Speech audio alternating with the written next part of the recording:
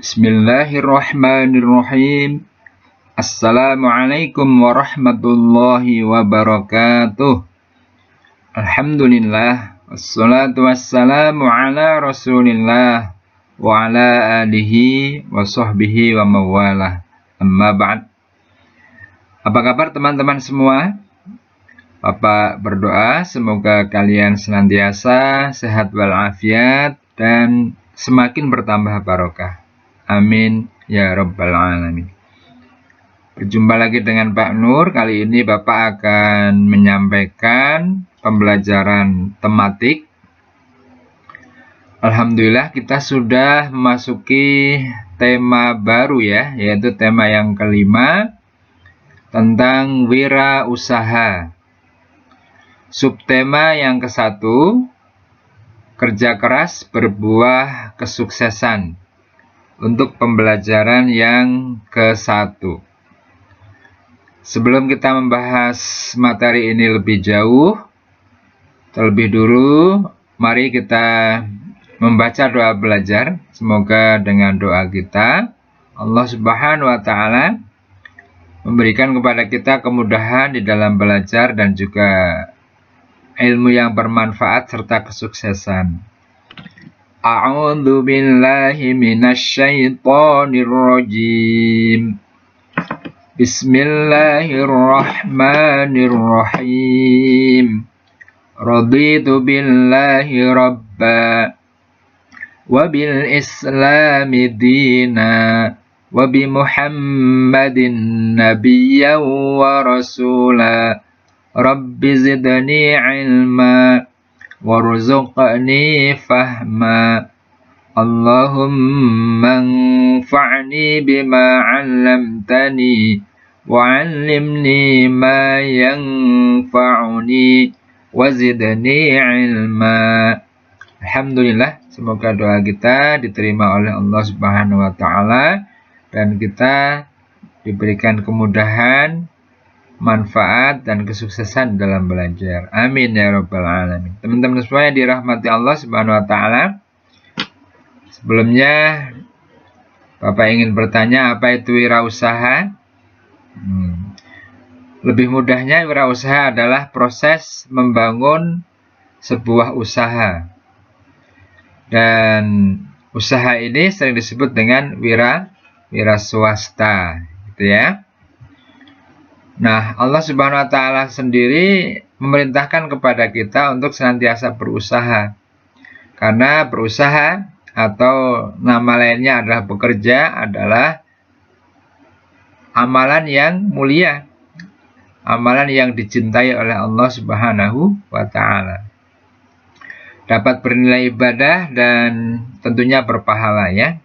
Sebagaimana Allah Subhanahu wa Ta'ala berfirman di dalam surah Al-Jumu'ah ayat yang ke-10 yang berbunyi Fa'idha qudiyatis sholatu fantashiru fil ardi wabtaghu min fadlillahi wadhkurullaha katsiran la'allakum tuflihun.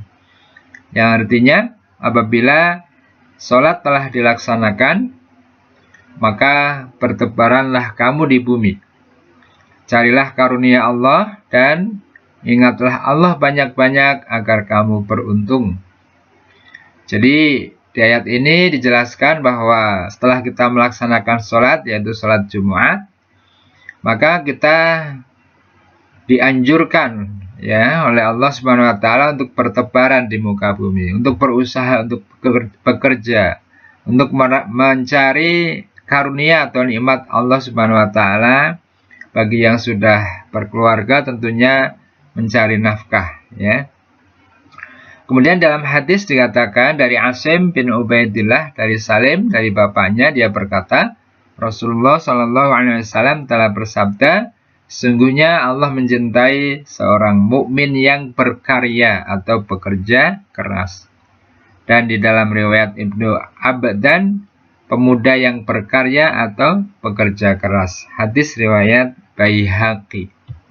Teman-teman semua yang dirahmati Allah Subhanahu wa Ta'ala, apa yang akan kita pelajari pada kesempatan ini? Yang pertama adalah membuat peta pikiran tentang peran Indonesia dalam kerjasama ASEAN di bidang ekonomi. Yang kedua, mengidentifikasi sifat-sifat magnet. Dan yang ketiga adalah mengidentifikasi jenis-jenis teks formulir. Baik, kita bahas yang pertama, yaitu membuat peta pikiran tentang peran Indonesia dalam kerjasama ASEAN di bidang ekonomi. Di buku kalian, ya, ada teks eksplanasi yang terdapat di dalam buku itu adalah di halaman yang ketiga, ya. Maka di halaman yang ketiga itu ada bahkan seperti ini ya teman-teman ya, yaitu peran Indonesia dalam kerjasama ASEAN di bidang ekonomi. Tugas kalian adalah menentukan apa potensi yang dimiliki oleh Indonesia dalam kerjasama ekonomi di ASEAN. Ya. Kemudian yang kedua, peran Indonesia yang bisa dilakukan ya dalam kerjasama tersebut sebagai apa ya? Peran yang dilakukan Indonesia dalam kerjasama itu sebagai apa? Kemudian yang ketiga, manfaat yang akan diperoleh oleh Indonesia jika kerjasama ASEAN di bidang ekonomi itu dilakukan. Dan yang keempat, wujud kerjasama Indonesia dengan negara-negara di ASEAN itu apa saja. Nah, untuk menjawab ini semua, kalian bisa berdiskusi dengan teman kalian atau bisa mencari informasi di internet atau di buku-buku ilmiah yang lainnya. Misalnya, apa sih potensi Indonesia dalam kerjasama ekonomi di ASEAN? Misalnya, Indonesia ini memiliki kekayaan alam yang sangat banyak ya. Memiliki spot-spot pariwisata yang menarik wisatawan. Nah, dengan adanya pariwisata itu, maka akan mendatangkan keuntungan ekonomi bagi Indonesia. Nah, seperti itu kira-kira ya. Silakan nanti kalian baca-baca di buku kalian ya, dan kalian isi bagian tersebut yang ada di halaman 3 di buku kalian ya. Selanjutnya, yang kedua, mengidentifikasi sifat-sifat magnet. Ya. Bapak yakin kamu sudah sangat populer dengan kata magnet ya. Nah, namun apakah kalian bisa mendefinisikan apa itu magnet?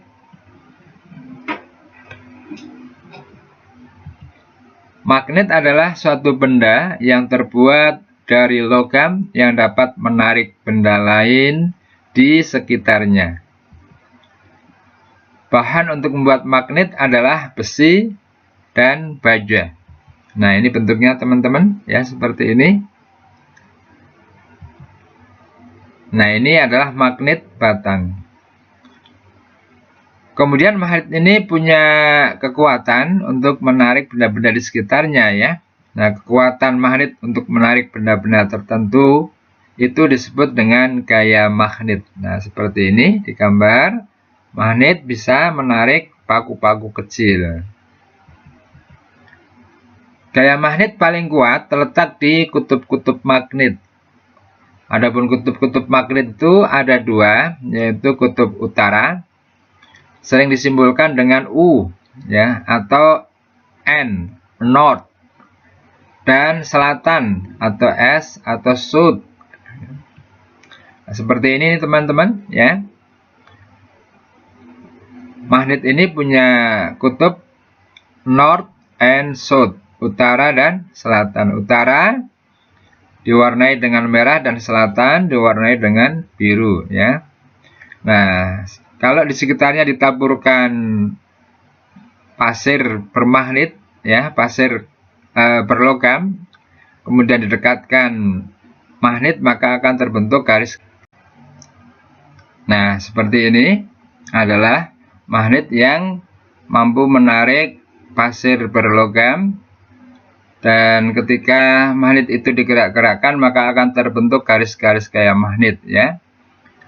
Kemudian bisa diperhatikan bahwa pasir yang berkumpul itu sebagian besar ada di kutub-kutub, itu menunjukkan bahwa garis gaya magnet atau gaya magnet itu paling kuat ada di kutub-kutub, baik di kutub utara maupun kutub selatan. Lalu apa sifat-sifat magnet yang bisa kita definisi? Ya, yang pertama, kutubnya yang berbeda, kutub selatan dan kutub utara didekatkan, maka perhatikan akan terjadi tarik menarik, ya. Namun ketika kutubnya itu sama, utara-utara, maka ketika didekatkan saling menolak, ya, tolak menolak. Tidak mau saling mendekat, ya. Seperti itu. Kemudian dengan kutub selatan dan selatan pun demikian, ya. Ketika didekatkan maka dia akan menolak atau menjauh. Nah, kalau berbeda kutub maka akan terjadi tarik menarik. Nah, seperti itu ya teman-teman, ya. Maka bisa kita simpulkan seperti ini, bahwa jika kutub magnet itu berbeda jenis, misalnya utara selatan, maka kedua magnet itu akan tarik menarik. Sebaliknya jika kutub-kutub magnet itu sejenis, misalnya utara-utara, ya, atau selatan-selatan, maka magnet-magnet itu akan tolak menolak. Teman-teman semua, berdasarkan proses terbentuknya, maka magnet itu dibagi menjadi dua. Yang pertama adalah magnet alam, yaitu magnet yang terbentuk secara alami. Dan yang kedua adalah magnet buatan, yaitu magnet yang sengaja dibuat oleh manusia. Nah, perhatikan contoh magnet buatan, ada yang berbentuk tabung atau silinder. Yang kedua ada yang berbentuk batang. Yang ketiga ada yang berbentuk jarum, seperti yang biasa digunakan di jarum-jarum kompas. Dan yang keempat adalah magnet berbentuk huruf U atau sering disebut magnet tapal kuda, ya. Dan yang terakhir teman-teman semua, pembelajaran kita kali ini adalah mengidentifikasi jenis-jenis teks formulir. Bapak yakin kamu sudah tidak asing lagi, ya, dengan formulir, ya. Ketika kalian akan mendaftar sekolah, kalian diminta untuk mengisi formulir, setidaknya adalah orang tua kalian. Nah, seperti ini teman-teman, ya. Ini adalah formulir peserta didik. Jadi kalau ada anak yang mau masuk sekolah ke level tertentu, ke TK, ke SD, ke SMP, SMA, ke perguruan tinggi, ya, itu pasti diharuskan mengisi formulir. Nah, formulir itu apa? Formulir adalah lembar yang berisi informasi tentang data diri dan hal lain sesuai fungsi formulir tersebut. Nah, data pokok atau inti formulir biasanya terdiri dari satu nama. Nah, ya, namanya siapa? Si A, si B, si Fulan, si Fulanah, ya. Yang kedua, tempat dan tanggal lahirnya. Tempat lahirnya di mana, kemudian tanggal berapa dia lahir. Alamat rumahnya, nomor telepon atau HP yang bisa dihubungi, nama orang tua. Nah, ini adalah data yang sangat pokok.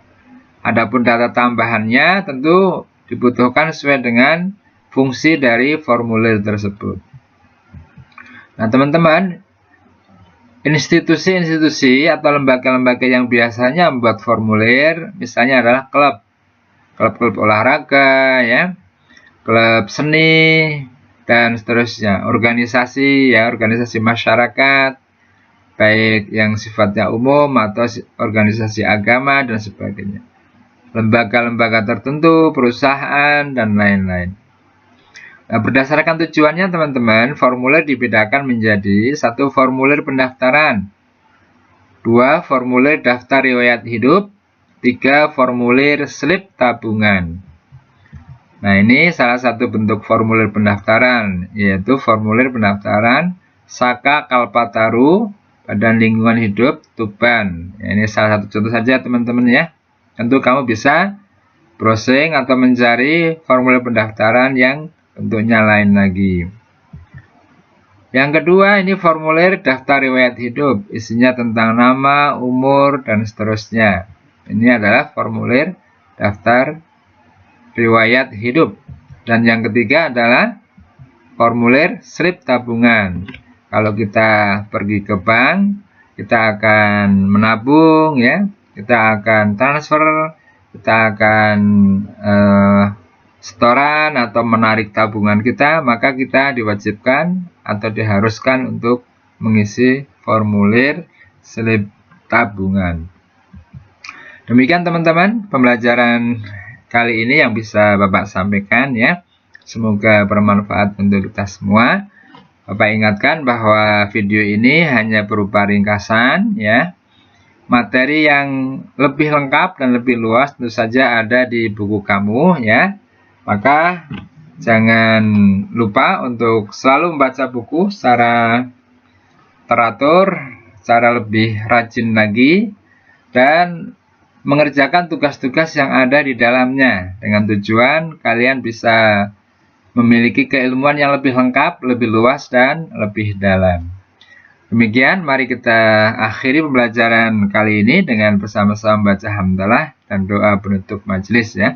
Alhamdulillahi Rabbil Alamin.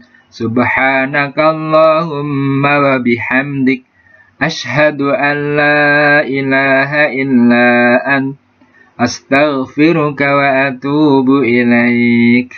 Semoga bermanfaat untuk kita semua.